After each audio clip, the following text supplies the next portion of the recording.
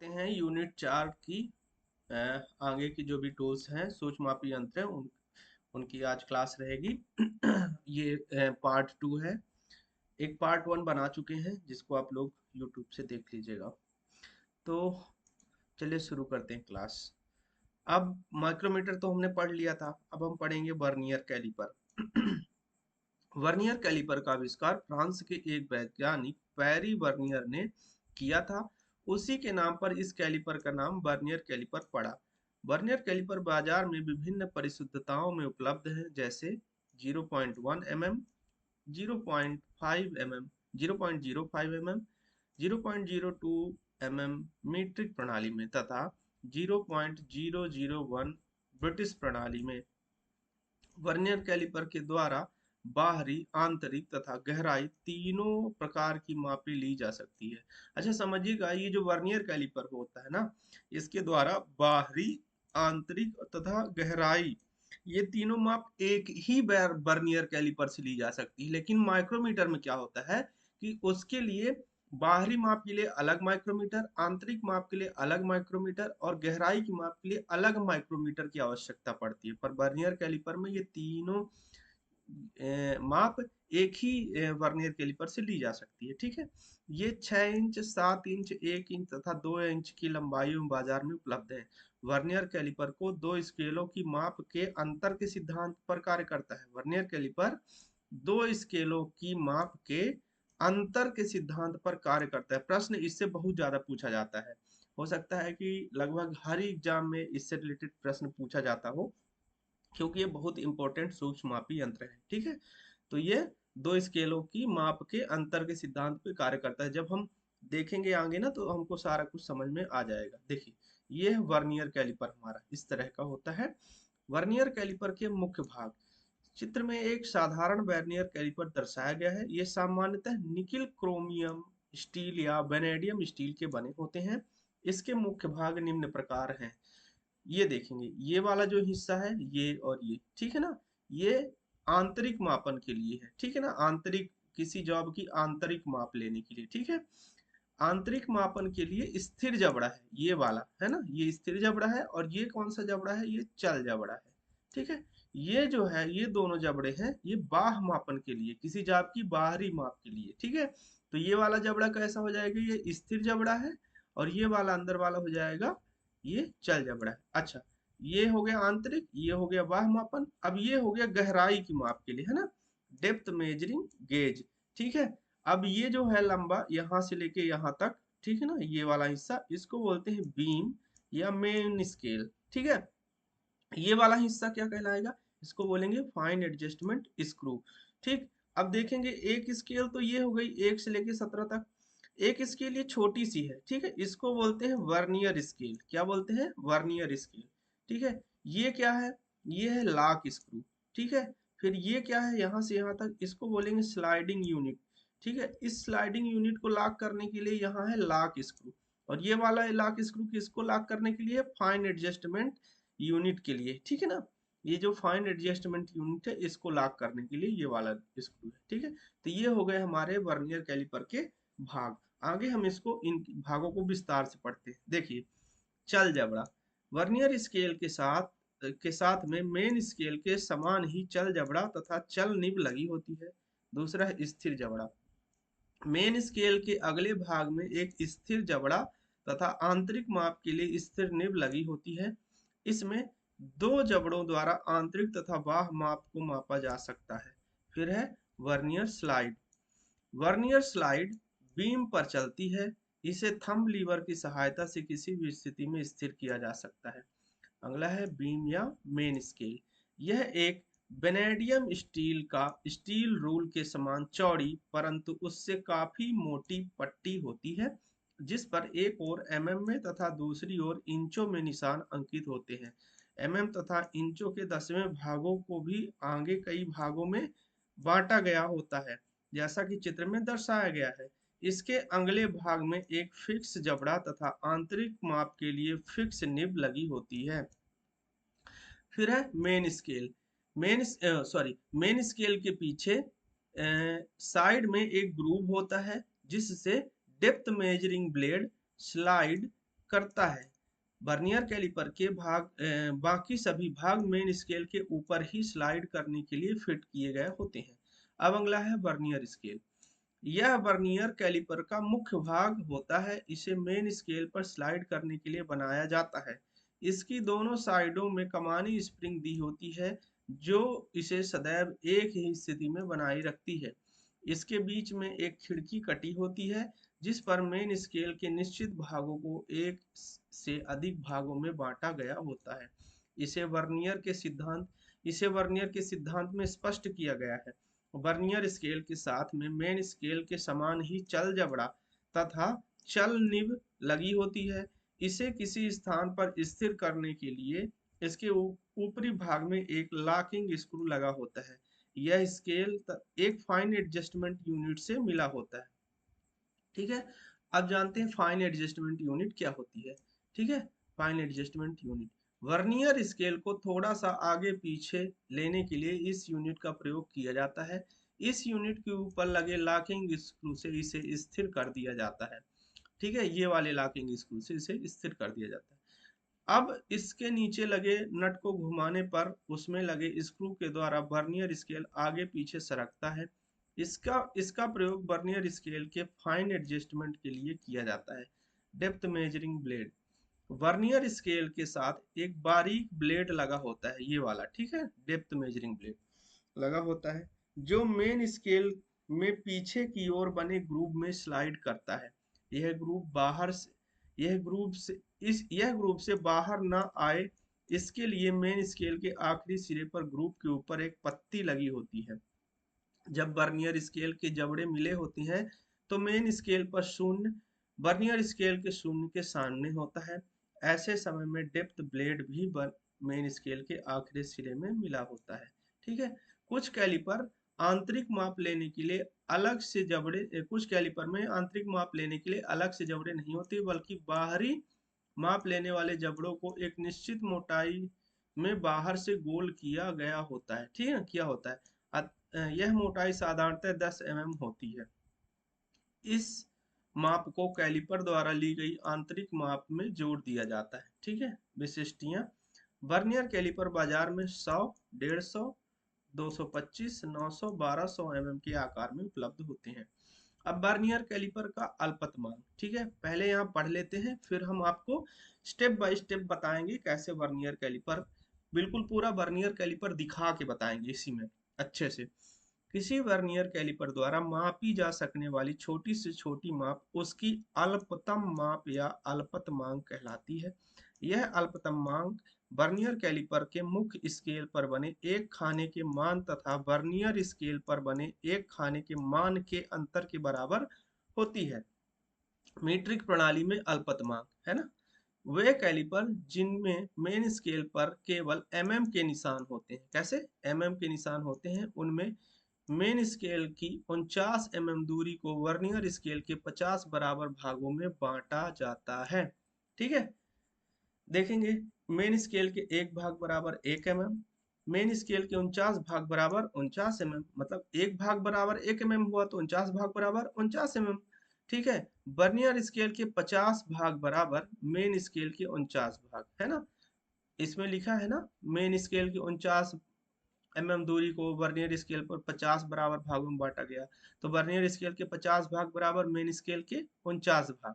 अब vernier scale का एक भाग बराबर कितना हो जाएगा, 50 सॉरी 49 माइनस 50, तो अंतर कितने का हुआ, एक का।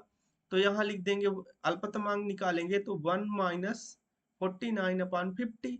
तो जब इसका इससे गुणा करेंगे तो यहाँ हो जाएगा 50 माइनस 49/50। ये देखेंगे 50 माइनस 49/50, तो फिर कितना आएगा 1/50। जब इसको हल करेंगे तो आएगा 0.02 mm। ठीक है, अब इस चित्र में इस फिगर को सब लोग देखेंगे, इसमें देखेंगे 49 मिलीमीटर लिखा है।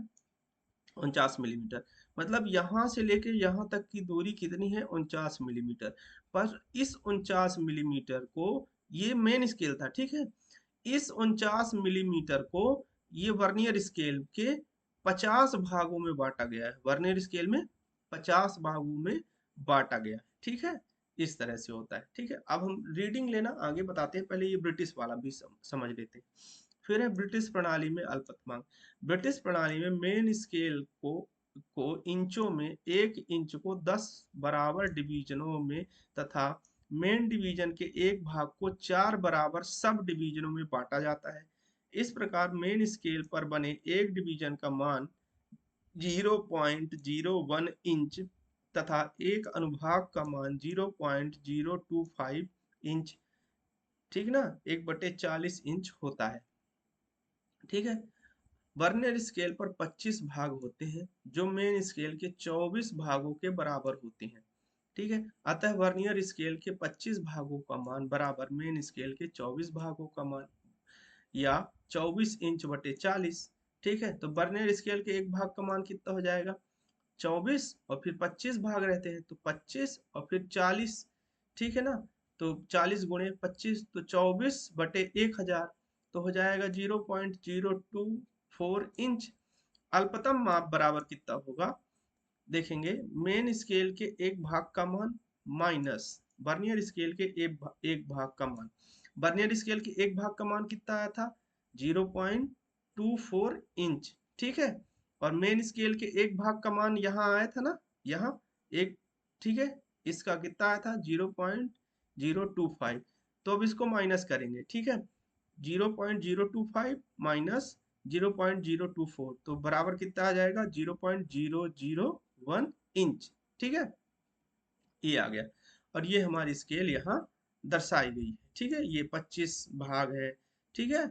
तो ये ऐसे होता है। ठीक है। ये फिर क्वेश्चन है तो इसको समझ में नहीं आया अगर यहाँ से सॉल्व करा देंगे तो हम आपको सीधे सीधे वर्नियर कैलिपर में रीडिंग लेना दिखाएंगे। ठीक है। अब है वर्नियर कैलिपर के प्रकार। ठीक है। तो वर्तमान समय में वर्नियर कैलिपर को और भी अधिक उपयोगी बनाने के उद्देश्य से इसकी संरचना में कुछ परिवर्तन किए गए हैं। बाजार में सामान्यतः निम्न प्रकार के वर्नियर कैलिपर उपलब्ध है। पहला है डेप्थ गेज वर्नियर कैलिपर, दूसरा है फ्लैट एज वर्नियर कैलिपर, तीसरा है नाइफ एज वर्नियर कैलिपर, चौथा है फ्लैट और नाइफ एज वर्नियर कैलिपर, पांचवा है डायल वर्नियर कैलिपर, छठवां है डिजिटल वर्नियर कैलिपर, और सातवां है वर्नियर गियर टूथ कैलिपर। ठीक है। सारे कैलिपरों को हम थोड़ा थोड़ा समझ लेते हैं। ठीक है। डेप्थ गेज वर्नियर कैलिपर, इस प्रकार के कैलिपर में बीम के पिछले हिस्से में कैरियर के साथ एक डेप्थ बार लगा होता है। ठीक है। ये देखेंगे। ठीक है। ये डेप्थ गेज वर्नियर कैलिपर है जो कि एकदम वैसा ही लग रहा होगा जैसा हमारा नॉर्मल वाला वर्नियर कैलिपर था। ठीक है ना।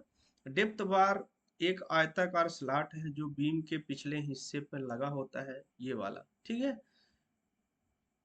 तथा स्केल पर आगे पीछे चलता है। इस प्रकार कैलिपर बाह्य माप, आंतरिक माप तथा गहराई तीनों की माप ली जा सकती है। इसे यूनिवर्सल वर्नियर कैलिपर भी कहते हैं। हमने कई बार बोला है कि जहां भी दूसरा नाम या अन्य नाम हो तो उसको हमको ध्यान से पढ़ना है क्योंकि ये हमारे लिए इम्पोर्टेंट होता है। फिर है फ्लैट एज वर्नियर कैलिपर। ये देखेंगे, ये है चित्र फ्लैट एज वर्नियर कैलिपर का। ठीक है ना। यह कैलिपर सामान्यतः जाब की बाह मापन किया जाता है। इस कैलिपर द्वारा सामान्यतः जाब की बाह मापन किया जाता है। फिर तीसरा कैलिपर देखेंगे, नाइफ एज वर्नियर कैलिपर। इसकी जो एज है ना, ये वाली देखेंगे, यहाँ देखेंगे चित्र में, ये एकदम चौक चौक है। ठीक है ना, नुकीली है। इस प्रकार के कैलिपर की मापने वाली सतह चाकू की धार के समान होती है। इस प्रकार के कैलिपर का उपयोग दो छिद्रों के मध्य अंतर ज्ञात करने के लिए किया जाता है। ठीक है। ये हो गई हमारा नाइफ एज वर्नियर कैलिपर। फिर है फ्लैट और नाइफ एज वर्नियर कैलिपर। ये चित्र में दिखाया गया।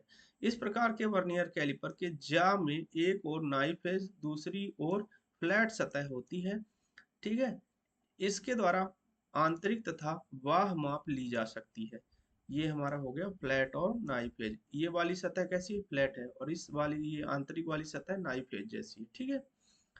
फिर है अगला डायल वर्नियर कैलिपर।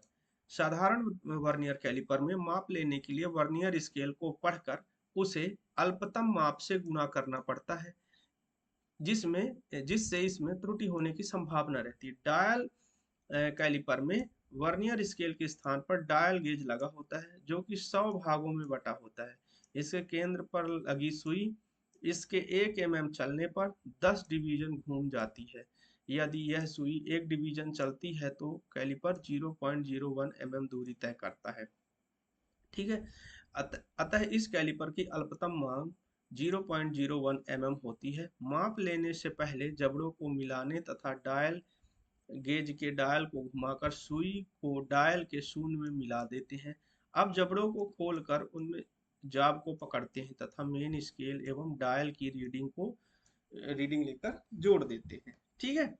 फिर है डिजिटल वर्नियर कैलिपर। अब इसमें तो रीडिंग लेने का झंझट ही नहीं है, डिजिटली रूप से वो बता देगा सारा रीडिंग। डिजिटल वर्नियर कैलिपर, यद्यपि डायल गेज कैलिपर से रीडिंग लेना बहुत सरल है, परंतु डिजिटल कैलिपर उससे अधिक सरलता से रीडिंग देने में सक्षम है। इसमें वर्नियर स्केल के स्थान पर स्क्रीन लगी होती है। वर्नियर कैलिपर को हम जैसे तैसे खोलते हैं, स्क्रीन पर कैलिपर के बीच दूरी प्रदर्शित होती रहती है। यह दशमलव के 2 अंकों तक mm में दूरी को दर्शाता है, जैसे 20.09 इस तरह से, है ना, जैसे इसमें दिख रहा है 20.14 mm इस तरह से। फिर है वर्नियर गियर टूथ कैलिपर। किसी भी गियर के दांतों की बनावट कितनी सही है, यह जांचने के लिए वर्नियर गियर टूथ कैलिपर का प्रयोग किया जाता है। ठीक है। इसके द्वारा प्रमुख रूप से दो मापें ली जाती हैं। पहला है गियर का कार्डल अडेंडम, ठीक है, और दूसरा है गियर का कार्डल मोटाई। ठीक है। ये देखेंगे कि वर्नियर गियर टूथ कैलिपर के द्वारा किसी गियर की जांच की जा रही है। ठीक है। फिर है वर्नियर कैलिपर का प्रयोग करते समय सावधानियां। सावधानियां पढ़ने से पहले हम पढ़ेंगे क्या, वर्नियर कैलिपर में रीडिंग लेना।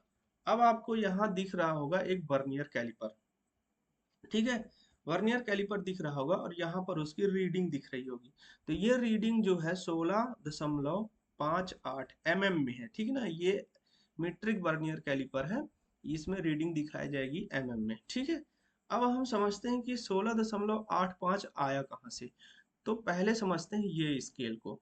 ठीक है। ये हमारी मेन स्केल है ना, यहाँ से लेके यहाँ तक ये कौन सी स्केल है, मेन स्केल है। और ये वाली स्केल जो है ये है वर्नियर स्केल। ठीक है। ठीक है, ये कौन सी स्केल है, वर्नियर स्केल। वर्नियर स्केल 1 से लेके यहाँ 50 तक है। ठीक है ना, 1 से 50 तक है। अब इसके एक भाग का मान, मेन स्केल के एक भाग का मान 1 mm है। तो मतलब ये 1 mm हो गया, ये वाला 2 mm, फिर ये 3 mm, फिर ये 4 mm, फिर ये 5 mm। ठीक है ना, ये वाली बड़ी वाली लाइन, फिर 6 7 8 9, फिर ये जब एक में आता है मतलब 10, ये 2 मतलब 20, ये 3 मतलब 30, ये 4 मतलब 40, ये 50 5 मतलब 50, ऐसे। और ये वाला जो है ना, जिसमें देखेंगे ये 1 2 3 4 5, फिर यहाँ एक में आया, इसके एक भाग का मान होता है 0.02 mm। कितना होता है, 0.02 mm। इसके भी एक भाग जैसे ये एक हो गया, ठीक ना, तो इसको पढ़ेंगे 0.02, ठीक ना, ऐसे फिर 0.04 0.06 0.08, और फिर इसको बोलेंगे 0.01। ठीक है ना, ऐसे 0.0 सॉरी 0.10। ठीक ना, ऐसे पढ़ेंगे। अब देख ले हैं कि रीडिंग कैसे आती है। ये देखेंगे ये जीरो वाली लाइन है, ये लाइन देखेंगे कि यहाँ है। ठीक है। और किस किस लाइन के आगे है, इस वाली लाइन के आगे है। ठीक ना, ये लाइन के आगे है। ठीक है ना, हमेशा इस लाइन के या किसी लाइन के इधर वाली को लेंगे, है ना, दाएं साइड वाली को लेंगे।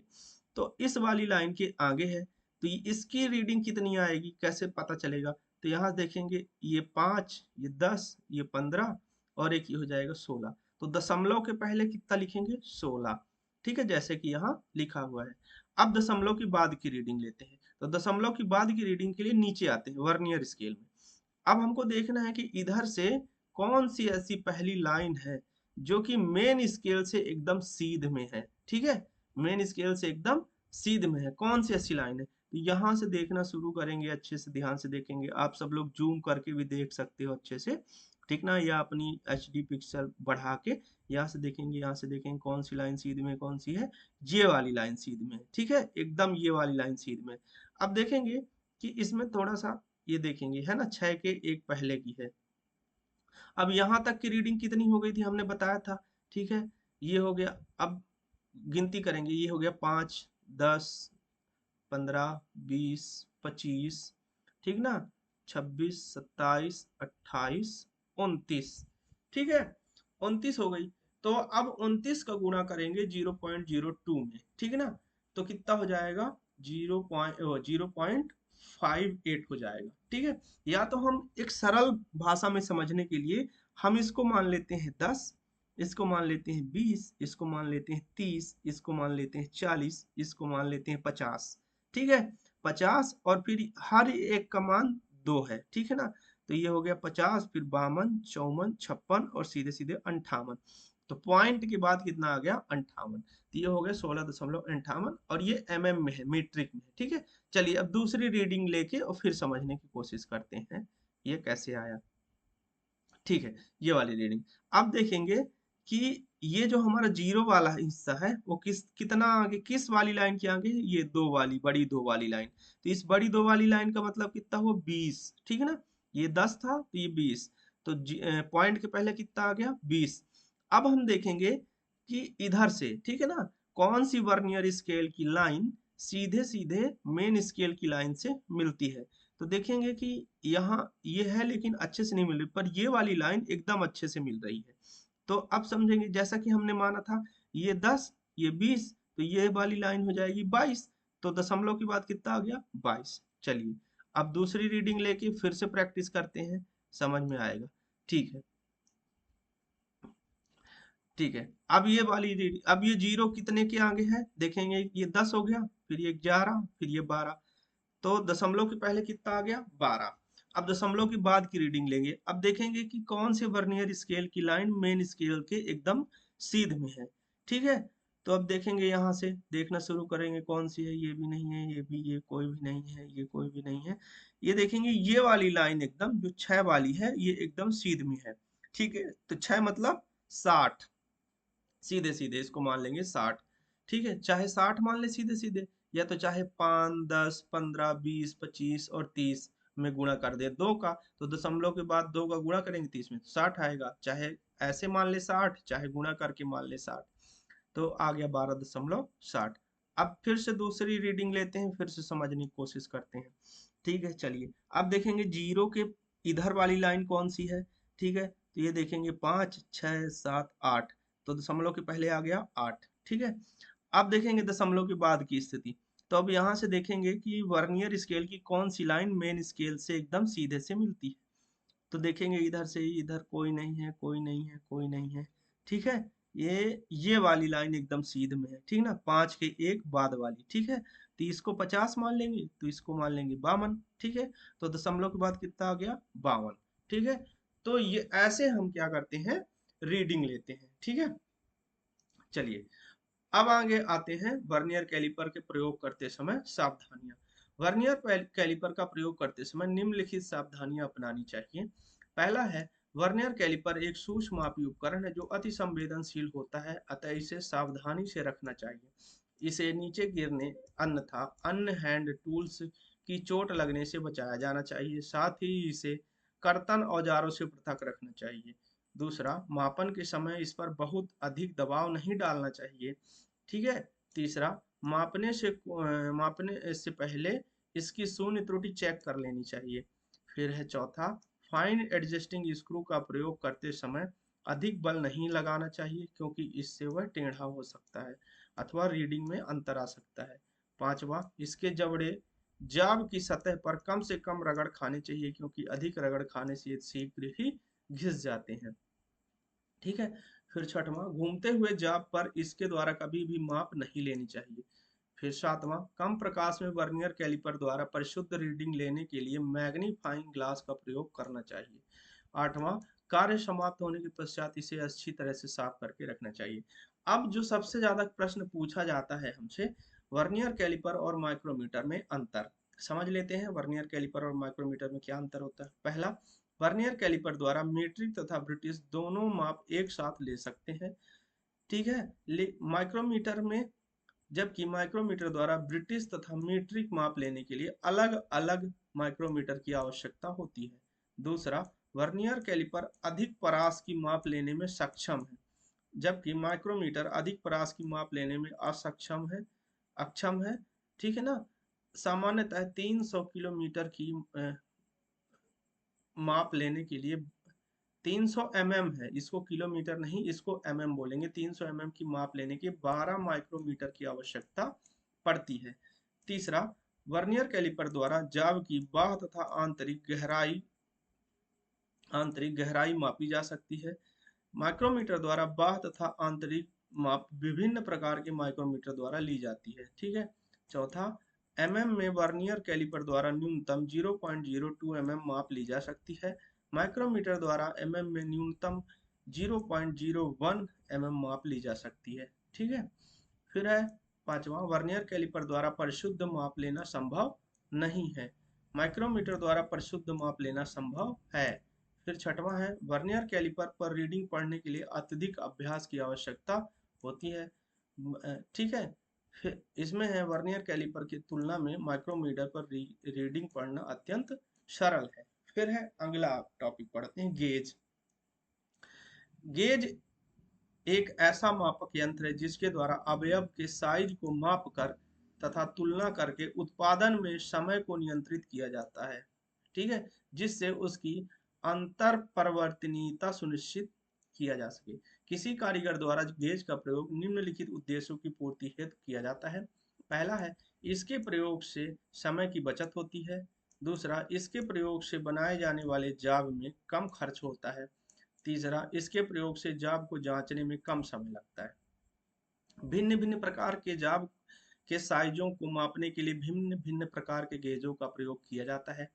औद्योगिक क्षेत्र में प्रयोग होने वाले विभिन्न गेजों को उनकी उपयोगिता के आधार पर 3 श्रेणियों में वर्गीकृत किया गया है। पहला है वर्कशॉप गेज, दूसरा है निरीक्षण गेज और तीसरा है मास्टर गेज। ठीक है। गेजों के प्रकार। उपयोग के आधार पर गेज प्रायः निम्न प्रकार के होते हैं। पहला है लिमिट गेज, दूसरा है रेडियस गेज, तीसरा है फीलर गेज, चौथा है थ्रेड पिच गेज, पांचवा है टेलीस्कोपिक गेज, छठवां है डायल गेज, सातवां है वायर गेज और आठवां है वैक्यूम गेज, नौवां है टायर प्रेशर गेज, 10वां है सिलेंडर गेज या डायल टेस्ट इंडिकेटर। ठीक है। और 11वां है डिजिटल टेस्ट इंडिकेटर। ठीक है। पाठ्यक्रम के अनुसार यहाँ feeler gauge, thread pitch gauge, telescopic gauge, dial bore gauge, vacuum gauge, tyre pressure gauge, cylinder gauge का ही वर्णन किया गया है, जो कि हमारे डीजल मैकेनिक के लिए उपयोगी होते हैं। ठीक है। तो हम इन्हीं गेजों को पढ़ेंगे। इसमें सबसे इंपॉर्टेंट जो गेज है वो है फीलर गेज, और सबसे पहले भी हम इसको पढ़ेंगे। फीलर गेज के द्वारा आपस में फिट हुए दो पार्ट के मध्य बनी झिर्री की जांच की जा सकती है। इसके लिए विभिन्न मोटाइयों की कार्बन स्टील की ग्राइंड की हुई पत्तियां प्रयोग में लाई जाती हैं। विभिन्न मोटाई की गेजों के सेट एक होल्डर में रिवेट के द्वारा स्क्रू के द्वारा फिट रहते हैं। प्रत्येक पत्ती पर एक साइड में उसकी मोटाई की माप लिखी रहती है। फीलर गेज इंचों तथा मापों में उपलब्ध होते हैं। इन सेटों में विभिन्न रेंज की मापों की विभिन्न संख्याओं की पत्तियां रहती हैं। देखेंगे, एक ये फिलर गेज है। ठीक है ना। इनमें कई, जैसे ये देखें 0.03, 0.04 ऐसे करके 5, 6, 7, 8 ऐसे करके माप लिखी हुई हैं। अब ये देखेंगे दो दो मैचिंग पार्ट हैं। ठीक है ना। एक ये ऊपर वाला, एक ये नीचे वाला, इनके बीच में फिलर गेज लगा के इनका गैप चेक किया जा रहा है। ठीक है। ठीक है। अब इसमें देखेंगे तालिका भारतीय मानक संस्थान द्वारा मीट्रिक प्लान स्वीकृत फिलर गेज। अब देखेंगे इसमें सेट में ब्लेडों की संख्या 8, 0.03 से 10 तक। ठीक है ना। फिर है सेट में ब्लेडों की संख्या 9, 0.03 से 0.9 तक। फिर सेट में ब्लेडों की संख्या 16, 0.3 से 0.5 mm तक। ठीक है। फिर ये कई तरह से है ना, 11, 14, 11, 11। ठीक है ना। इनको आप लोगों को एक बार देख लेना है, वैसे प्रश्न कभी कभी इससे पूछ लेता है। फीलर गेज का उपयोग, इसके द्वारा आपस में मिलने वाले पुर्जों के मध्य अंतराल की जांच की जा सकती है। दूसरा, फिक्चर तथा मशीनिंग करने वाले कटिंग टूलों के मध्य अंतर सेट करने के लिए फीलर गेज का उपयोग किया जाता है। तीसरा, इसके द्वारा स्पार्क प्लग गेज के अंतर तथा सिलेंडर के टैप्ड अंतर की जांच की जा सकती है। फिर अगला जो इंपॉर्टेंट गेज है वो है थ्रेड पिच गेज। यह रेडियस गेज या फिलर गेज के समान कार्बन स्टील की पत्तियों का बना होता है। इन पत्तियों को विभिन्न पिचों की थ्रेडों की प्रोफाइल के अनुसार टेढ़ा मेढ़ा काटा गया होता है ना। इन पत्तियों को विभिन्न पिचों की थ्रेड की प्रोफाइल के अनुसार टेढ़ा मेढ़ा काटा गया होता है। प्रत्येक ब्लेड की थ्रेड की पिच अंकित होती है। प्रत्येक ब्लेड पर थ्रेड की पिच अंकित होती है। इसको स्क्रू पिच गेज के नाम से भी जाना जाता है, ठीक ना, थ्रेड पिच गेज या स्क्रू पिच गेज। ये देखेंगे कि ये थ्रेड पिच गेज है ना। अब इसमें देखेंगे ये रीडिंग लिखी हुई है 0.035 और ये पिच है, ठीक है ना, मतलब दो दांतों के बीच की दूरी को पिच कहते हैं, तो ये पिच पिच के है, ठीक है ना, 0.35 ये पिच है mm में, ठीक है ना। शुद्ध परिणाम प्राप्त करने के लिए थ्रेड पिच गेज का प्रयोग करते समय थ्रेड पर पूरी ब्लेड की पूरी लंबाई रखनी आवश्यक है, ठीक ना। उसी से पता चलेगा, एक दो थ्रेड में नहीं, पूरा का पूरा थ्रेड पिच गेज थ्रेड में रख देंगे तब पता चलेगा। फिर है, अब देखेंगे यहाँ चेक करते हुए दिखाया गया है ऐसे, ठीक है ना, नट है और ये बोल्ट है, दोनों का थ्रेड चेक किया जा रहा है, उसकी पिच चेक की जा रही है। फिर है टेलीस्कोपिक गेज। अधिक गहराई पर किसी छिद्र में माप लेने के लिए टेलीस्कोपिक गेज का प्रयोग किया जाता है। देखने में यह गेज अंग्रेजी के टी अक्षर के जैसी आकृति का होता है। इसमें किसी बोर या स्लॉट की माप लेने के लिए एक लंबे हैंडल में प्लंजर लगे होते हैं जो एक स्प्रिंग के द्वारा खुलते हैं तथा किसी भी साइज के जाब के अंदर हैंडल में लगे लॉकिंग स्क्रू के द्वारा लॉक किए जा सकते हैं। इस प्लंजर के साइज को आउटसाइड माइक्रोमीटर द्वारा मापा जा सकता है, ठीक है। ये देखेंगे ये टेलीस्कोपिक गेज है और ये टेलीस्कोपिक गेज का कट सेक्शन मॉडल है, ठीक है, ये ऐसा होता है, ठीक है। अब ये देखेंगे टेलीस्कोपिक गेज से यहाँ माप लेते हुए दिखाया गया है, ठीक है, इसको घुमा के प्लंजर को घटाया जा सकता है और यहाँ माप लेने के बाद फिर माइक्रोमीटर में माप लेते हैं इसकी। टेलीस्कोपिक गेज एक प्रकार से अप्रत्यक्ष मापी यंत्र है, ठीक है ना। कैसा यंत्र है? अप्रत्यक्ष मापी यंत्र है और इसकी किसी जब गहराई में, अधिक गहराई में माप लेनी हो तो टेलीस्कोपिक गेज का ही प्रयोग किया जाता है, ठीक है। फिर है अगला डायल बोर गेज। अब ये बहुत इंपॉर्टेंट गेज है, ठीक ना, डायल बोर गेज, ठीक है। विभिन्न साइजों के बोर का व्यास सीधे चेक करने के लिए डायल बोर गेज का प्रयोग किया जाता है। इसका प्रयोग उत्पादन कार्यों में अधिक अधिक किया जाता है। सर्वप्रथम इसे मास्टर माइक्रोमीटर अथवा परिशुद्ध वर्नियर माइक्रोमीटर की सहायता से सेट कर लिया जाता है। तत्पश्चात उत्पादन प्रक्रिया पूर्ण की जाती है। साइज चेक करने के लिए इस पर एक डायल गेज लगा होता है जो साइज का मान अंकित करता है। प्रदर्शित चित्र में डायल बोर गेज को दिखाया गया है, ठीक है। अब देखेंगे कि ये एक सिलेंडर है, ठीक ना। अब सिलेंडर की बोर की जांच की जा रही है डायल गेज द्वारा, ठीक है। ये डायल गेज इसमें लगा हुआ है। अब इसको ऊपर नीचे ऐसे करने से इसमें देखेंगे कि कितना इसमें हलचल हो रही है, मतलब जितना ज्यादा हलचल होगी मतलब इसमें इसकी सिलेंडर क्या हो गया है, वो खुरदुरा हो गया है या कट गया है या घिस गया है, ठीक है। फिर अगला है वैक्यूम गेज। इस प्रकार के गेज का प्रयोग वैक्यूम दाब मापन हेतु किया जाता है। इसका प्रयोग मैनीफोल्ड में वैक्यूम दबाव मापने के लिए किया जाता है। सामान्यतः वैक्यूम को दो वर्गों, उच्च वैक्यूम एवं निम्न वैक्यूम में वर्गीकृत किया जाता है और इन प्रकारों के वैक्यूम में दाब मापन की आवश्यकता बनी रहती है, जिसके कारण वैक्यूम गेज का प्रयोग किया जाता है। ये हमारा वैक्यूम गेज, ठीक है, ये बताएगा कितना वैक्यूम बन रहा है। फिर अगला है टायर प्रेशर गेज। इस प्रकार के गेज का प्रयोग ऑटोमोबाइल के क्षेत्र में वाहन टायर के दाब मापन हेतु किया जाता है।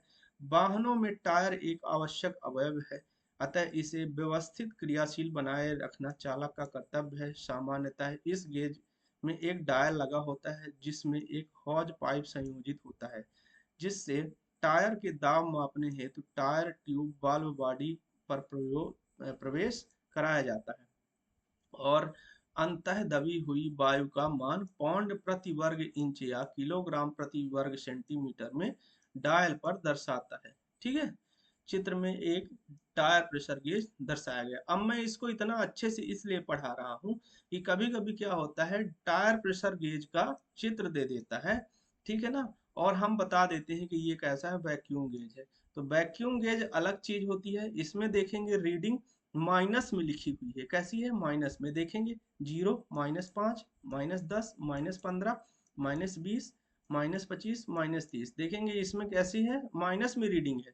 पर इसमें रीडिंग कैसी है? माइनस ना माइनस में लिखा है ना प्लस में लिखा है। 5, 10, 15, 20, 25, 30, 35, 40। ठीक है ना, इस तरह से। और इसकी एक ये पूंछ थोड़ी सी लंबी होती है। छोटे छोटे गेज भी प्रयोग किए जाते हैं, लेकिन ये भी होती है। ठीक है, इसलिए इतना हम अच्छे से इसको पढ़ा रहे हैं ताकि आपसे गलतियां बिल्कुल भी ना हो।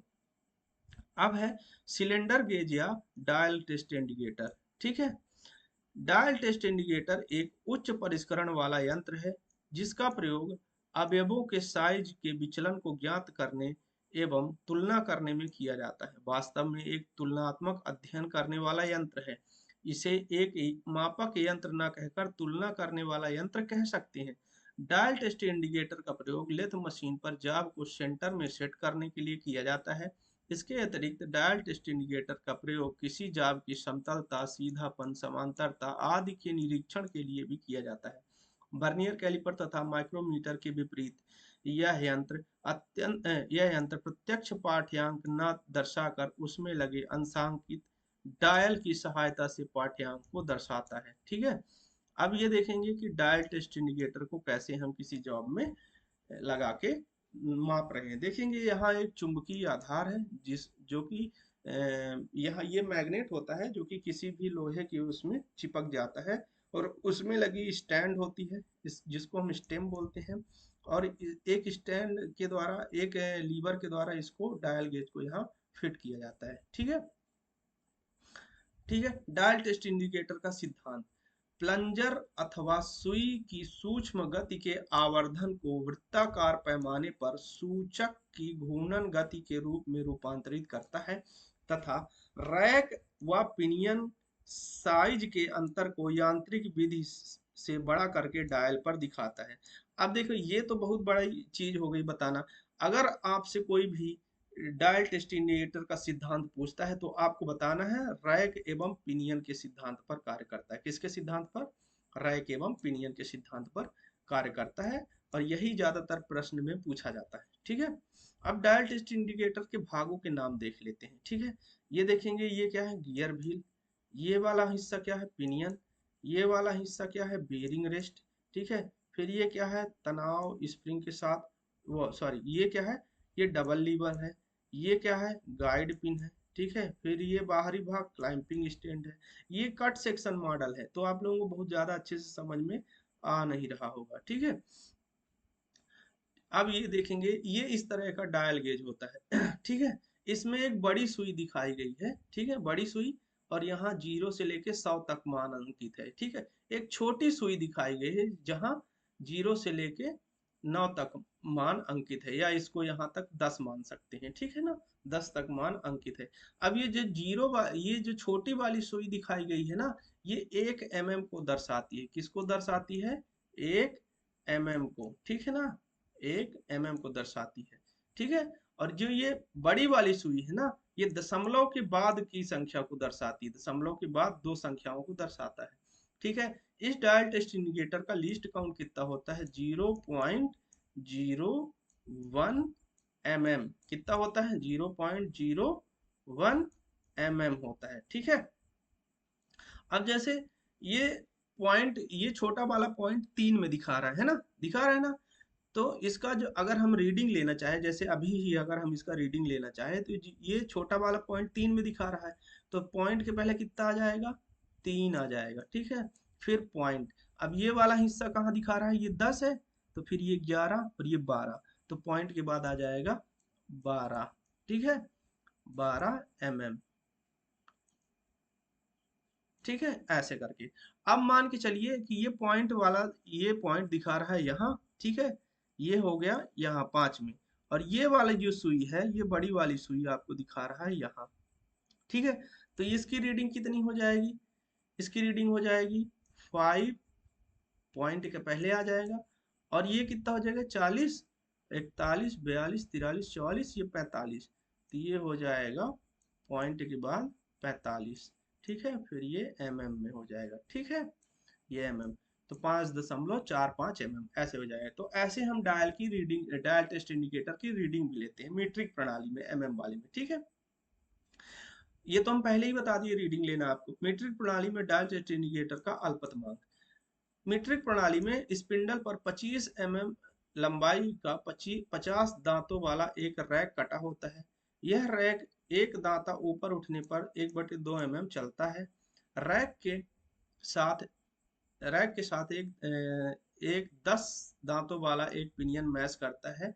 अरे ये तो मतलब अगर आप पढ़ेंगे भी ना तो इसमें कंफ्यूज हो जाएंगे, ये ड्राइवर ड्रिवन, ज्यादातर ये प्रश्न में पूछा भी नहीं जाता है। आपसे पूछा जाएगा रीडिंग लेना, ठीक है ना, तो रीडिंग लेना मैंने आपको बता दिया है।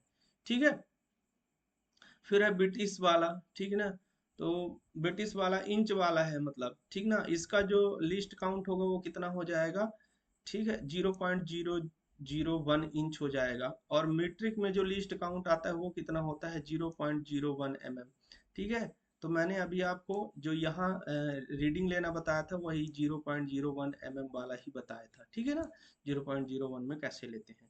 ठीक है, मतलब मीट्रिक वाले में। और ये ब्रिटिश वाले में लिस्ट काउंट कितना हो जाएगा, 0.001 जब मैं कोई क्वेश्चन बनाता हूँ तो उसमें एलसी लिखता हूँ, एलसी का मतलब होता है लीस्ट काउंट। ठीक है ना, ठीक है, फिर है डायल टेस्ट इंडिकेटर के अनुप्रयोग। डायल टेस्ट इंडिकेटर का प्रयोग निम्न कार्य हेतु किया जाता है। यहाँ देखें, किसी जॉब की सतह की समतलता व समांतरता की जांच करने के लिए।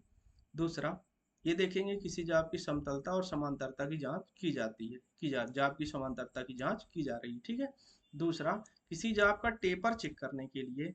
ठीक है, ये देखेंगे कि जाप की वक्रता की जांच की जा रही है। फिर है सिलेंड्रिकल जाप की वक्रता चेक करने के लिए। चौथा है जाप का सीधापन चेक करने के लिए। हेड स्टॉक तथा टेल स्टॉक का अलाइनमेंट चेक करने के लिए। ये लेथ मशीन का हेड स्टॉक और टेल स्टॉक है, ठीक है ना। किसी शाफ्ट का केंद्रीकरण चेक करने के लिए, ठीक ना, संकेंद्रिता के लिए बुश की जांच करना। ठीक है, फिर है डायल टेस्ट इंडिकेटर प्रयोग करते समय सावधानियां। पहला है अधिक रफ सरफेस पर इसका प्रयोग नहीं करना चाहिए। घूमते हुए जाप पर इसका प्रयोग नहीं करना चाहिए। कटिंग टूल्स तथा हैंड टूल्स से इसे अलग लकड़ी और प्लास्टिक के ब्लॉक बॉक्स में रखना चाहिए। फिर है कार्य के पश्चात इसको साफ करके रखना चाहिए। फिर अगला है तेल तथा ग्रीस युक्त हाथों से इसे नहीं पकड़ना चाहिए। फिर अगला है इसका प्रयोग करते समय प्लंजर को झटके से नहीं दबाना चाहिए। अब आगे पढ़ते हैं स्ट्रेट एज, है ना। स्ट्रेट एज का प्रयोग किसी जाप की विभिन्न सतहों की समतलता चेक करने के लिए किया जाता है। छोटे जाप की सतह को ट्राई स्क्वायर के ब्लेड या स्टील रूल से भी चेक कर लेते हैं, परंतु लंबी सतहों जैसे मशीन के बेड, मशीन की गाइडें आदि स्ट्रेट एज से ही चेक किए जाते हैं। स्ट्रेट एज निम्न 3 प्रकार की होती हैं। पहला है cast iron straight edge. Cast iron की ढलाई की गई पट्टी होती है जिसकी लंबाई लगभग 3 होती है। इसको तिरछा होने से बचाने के लिए इसके ऊपर के भाग को रिब द्वारा मजबूती प्रदान करते हैं। ठीक है, ये है कास्ट आयरन स्ट्रेट एज, ये चित्र में दिखाया गया है। इसका प्रयोग मशीनों के लंबे गाइड वेज तथा समतलता जांचने के लिए किया जाता है। इसका क्रॉस सेक्शन गाइड वेज के अनुरूप कई प्रकार का होता है। ठीक है, फिर अगला है steel straight edge. Steel straight edge high carbon steel की बनाई जाती है। इसकी लंबाई 2 तक होती है। इसकी एक साइड टेपर करके छोटी पतली बना देते हैं, वो थोड़ी पतली बना देते हैं। ये देखेंगे एक साइड टेपर करके करके थोड़ी सी पतली हो गई है, जिससे स्ट्रेटनेस चेक करने में सुविधा होती है। ये चित्र में दिखाया गया स्टील स्ट्रेट एज। अब है bevelled straight edge. Bevelled straight edge लंबाई में छोटी होती है। इसका प्रयोग डाई मेकर्स तथा मशीन फिटर्स द्वारा किया जाता है। इसका एक सिरा दोनों ओर से टेपर करके नुकीला बना होता है, जिसमें डाइयों तथा स्लाइडों की सतहों की स्ट्रेटनेस आसानी से चेक की जाती है। ये हमारा है बेवल्ड स्ट्रेट एज, ठीक है ना, ये बेवल्ड टाइप का है। फिर है, अब ये हमारा टॉपिक यहाँ से खत्म हो जाता है। अब इसके हम महत्वपूर्ण बिंदु पढ़ लेते हैं जो कि हमारे पूरे अध्याय का सार है, मतलब जो हमारा यूनिट 4 था सूक्ष्म मापी यंत्रों का, उसका पूरा सार है। मात्र 2-3 मिनट या 5 मिनट लगेंगे, पढ़ लेते हैं। पहला है, दो रेखाओं के प्रत्येक क्षेत्र बिंदु की माप को कोणीय माप कहते हैं। दूसरा है, माइक्रोमीटर में प्रयुक्त फ्रेम डाब फोर्ज इस्पात अथवा आघात वर्धनी ढलवे लोहे से तथा स्पिंडल कठोर व ग्राइंड किए हुए क्रोमियम स्टील से निर्मित होता है। फिर है, मीट्रिक माइक्रोमीटर का अल्पतमांक 0.01 mm तथा ब्रिटिश माइक्रोमीटर का अल्पतमांक 0.001 इंच होता है। थिम्बल की जीरो रेखा स्लीव पर लगी डेटम लाइन से पीछे होने पर माइक्रोमीटर में उत्पन्न त्रुटि धनात्मक त्रुटि होती है। ये बहुत इंपॉर्टेंट, इससे बहुत सवाल पूछे जाते हैं, ठीक ना। इसको अपने को रटना पड़ेगा। थिम्बल की जीरो रेखा स्लीव पर लगी डेटम लाइन से पीछे होने पर, थिम्बल की जीरो रेखा स्लीव पर लगी डेटम लाइन से पीछे होने पर माइक्रोमीटर में उत्पन्न त्रुटि धनात्मक त्रुटि होती है। और वहीं अगर वो आगे हो गई तो, डेटम लाइन से आगे हो गई तो वो त्रुटि कैसी हो जाएगी, ऋणात्मक त्रुटि हो जाएगी, है ना। फिर दूसरा अगला है, आउटसाइड माइक्रोमीटर में प्रयुक्त यू फ्रेम के एक सिरे पर लगे एनेबिल की टिप हाई कार्बन स्टील अथवा टंगस्टन कार्बाइड से निर्मित होती है। फिर अगला है, बड़े इनसाइड माइक्रोमीटर द्वारा 2 इंच अथवा 50 mm से छोटी माप नहीं ली जा सकती। फिर अगला है, डेप्थ माइक्रोमीटर की परास 1 इंच अथवा 25 mm होती है। फिर अगला है, डेप्थ माइक्रोमीटर द्वारा मापन कार्य प्रारंभ करने से पूर्व इसकी शून्य त्रुटि जांच की जाती है। फिर अगला है, वर्नियर कैलिपर द्वारा जाब की बाह आंतरिक तथा गहराई की माप ली जाती है। फिर अगला है, डेप्थ बार का प्रयोग किसी झिर्री अथवा छिद्र की गहराई मापने के लिए किया जाता है।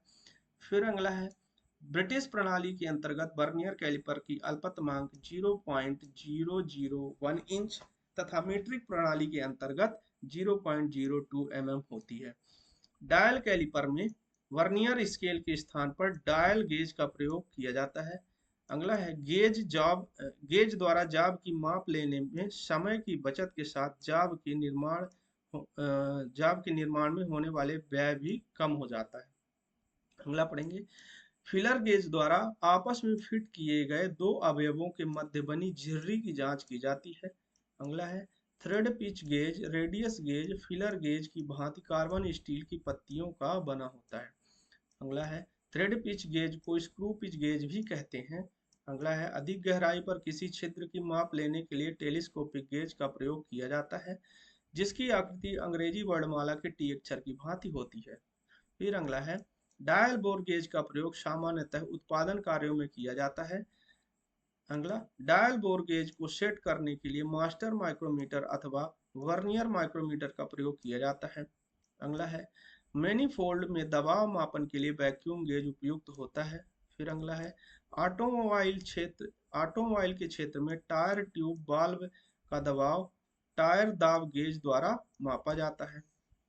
फिर अगला है, टायर दाब गेज द्वारा मापी गई वायु का दाब पाउंड प्रति वर्ग इंच अथवा किलोग्राम प्रति वर्ग सेंटीमीटर में दर्शाया जाता है। फिर अगला है, cylinder gauge dial test indicator एक उच्च परिष्करण वाला तुलनात्मक यंत्र है, ठीक है। फिर अगला है, dial test indicator vernier callipers micrometer की भांति प्रत्यक्ष पाठ्यांक न दर्शाकर अंशांकित डायल की सहायता से पाठ्यांक को दर्शाता है। फिर अगला है, मीट्रिक प्रणाली के अंतर्गत डायल टेस्ट इंडिकेटर का अल्पतमांक 0.01 mm तथा ब्रिटिश प्रणाली के अंतर्गत 0.001 इंच होता है, ठीक है। फिर अगला है, डायल टेस्ट इंडिकेटर की सहायता से जाब की समतलता, सीधापन, समांतरता, टेपर इत्यादि की जांच किया जाता है, ठीक है। चलिए, हमने वर्नियर कैलिपर तो पढ़ लिया था अच्छे से। अब हम डायल कैलिपर भी एक बार पढ़ लेते हैं कि इसमें रीडिंग कैसे ली जाती है। देखेंगे कि यहाँ एक डायल कैलिपर दिखाया गया है, ठीक है। इसका जो अल्पतमांक है वो 0.01 mm है, ठीक है। अब ये जो है, ये वाली जो सुई है ये हमारी दिखाती है 1 mm को, ठीक है। और ये वाली सुई है, ये वाली सुई पॉइंट के पहले के अंक को दिखाती है, ऐसा समझ लीजिए आप। ये पॉइंट है, इसके पहले के अंक, ठीक है ना। तो ये वाली है, ये 1 mm हो गया, तो 3 4 5 6 7 8 9 ऐसे हो गया। और ये वाली जो सुई है, ये वाली, ये दिखाती है 0.01 mm को। कितने को? 0.01, ठीक है ना। ये पॉइंट के बाद के, जैसे अभी हो जाएगा ये कितना हो जाएगा 0.01। अब जैसे इसको बढ़ाएंगे ये रीडिंग बढ़ने लगेगी। ठीक है, देखेंगे अभी ये 0 0 है, एकदम 0 0। ठीक है, अब देखेंगे रीडिंग बढ़ने लगी। अब देखेंगे कि ये जो हमारा 0.24 है, तो हमारी जो सुई है ना वो 25 20 के बाद देखेंगे 20 21 22 23 24, ये देखेंगे यहाँ, अरे ऊपर जाने लगी। ठीक है, तो इस तरह से अब देखेंगे अगर हम ये देखेंगे, अब ये जो सुई है हमारी, ये एक के बाद है। ठीक है ना, ये छोटी वाली जो सुई है वो एक के बाद है, और बड़ी वाली सुई देखेंगे कि ये कैसी है, ये है 10 के बाद, ये सीधे 14 में है। तो हमारी रीडिंग कितनी आ रही है 1.14 mm। ठीक है, अब देखेंगे कि रीडिंग धीरे धीरे घटती है, जैसे जैसे ये प्लंजर नीचे की ओर आ रहा है तो रीडिंग हमारी घटती जा रही है। ये वाला कांटा 0 की ओर जा रहा है और ये भी वाला कांटा 0 की ओर जा रहा है। तो ये हमारा हो जाता है, ठीक है, 0.01 mm की परिशुद्धता का डायल टेस्ट इंडिकेटर। तो आज की क्लास हमारी यहीं समाप्त होती है। आशा करता हूँ आप लोगों को क्लास अच्छी लगी होगी। धन्यवाद।